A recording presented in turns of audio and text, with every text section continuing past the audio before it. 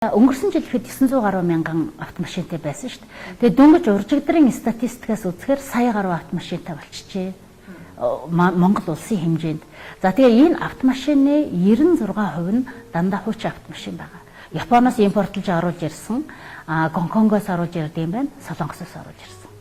Бараг ихэнх юм тийм ээ. За нэгдүгürt нь энэ тээврийн хэрэгслүүд явж явах явцдаа байнгын бохирдуулагч бацыг яг нэг газрын энэ зам багш засмал замын газрын өрснөөс дээшээ 80 см-ийн дотор өөрөөр хэлбэл 6-7 настай хүүхдээ өндөртөө тэнцвүүч хэмжээний орчинд болвол байнгын тогтвортой юм тогтцсон юм бохирдуулагч бацыг байнга хайж явдаг байна. Жилийн дөрвөн улирлын турш. Гэр хороолол бол ерөөсөө яг эд хүүтрлийн үед гал төлөөд тэгээд гал төлөлтийн давтамж олбоор баг ихэнх нь төлөхгүй болчихж байгаа шүү дээ. Гэтэл автомашин бол жилийн дөрвөн улирлын турш бохирдуулагчаа байнга хаяа яваад шүү дээ. Тэгэхээр яг үнэн хэрэг дээрээ магадгүй одоо гэр хорооллынхаа ингээ хичээгээд энэ асуудлаа шийдээд ирэхээр хамгийн гол бохирдуулагч нь бол автомашин болоод хувирчиж байна.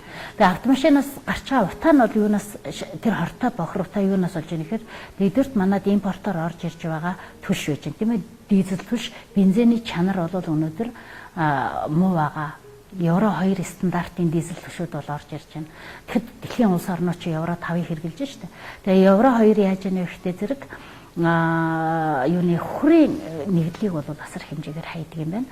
Тэгэхээр юуны манай бас автомашин импортлогч аж ахуйн нэгжүүд бас нийгмийн хариуцлагын хүрээндээ тэр сайн чанарынхаа яг Монгол улсын үндэсний стандартад нийцсэн нийтийн эрүүл мэндэд одоо бас хор нөлөөгүй евро стандартын одоо тэр төшүүдээ оруулж ирж одоо борлуулалтаа хийгээч.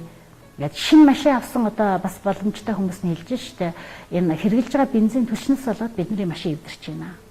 Болохгүй болж байна гэдэг юм аа. Аль хэзээ одоо амьдрал дээр нотлогдсон байж байна.